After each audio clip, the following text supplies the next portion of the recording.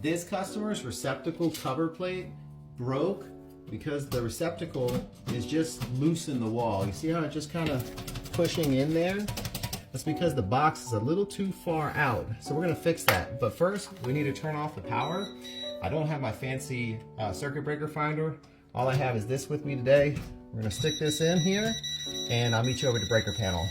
All right, I'm at the breaker panel and I can hear it beeping all the way over here. It's not that one. Let's try this one. It's that one. All right, now that the power's off, we can safely remove this outlet. We could reuse it, but we're just gonna go ahead and replace it since I'm here anyways.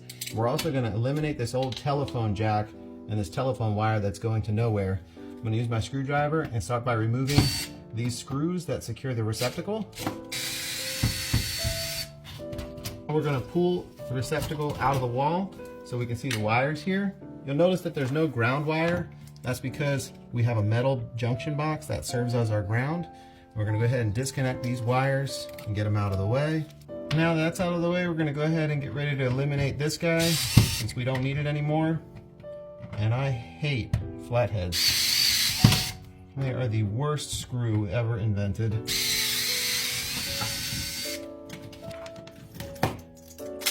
So there's two sides to a receptacle. You've got the brass side and you've got the silver side.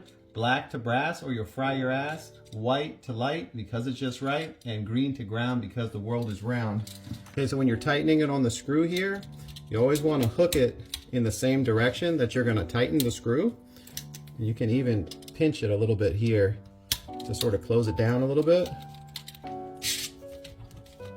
Okay. All right, now that they're all done, we're gonna stick these wires into the box here. And we're gonna be replacing the screws that it came with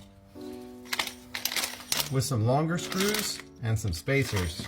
We're gonna be using these spacers to help make up the gap on the box and make it a stronger connection.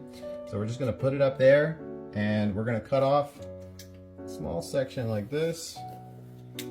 Doesn't have to be perfect, it's rubber.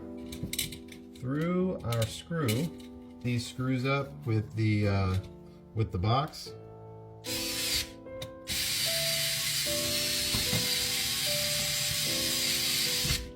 It's our first one.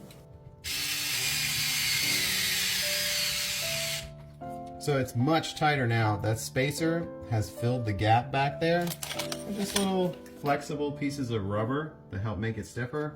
And now we have our cover plate. We're gonna put this on. We've got two screws to connect.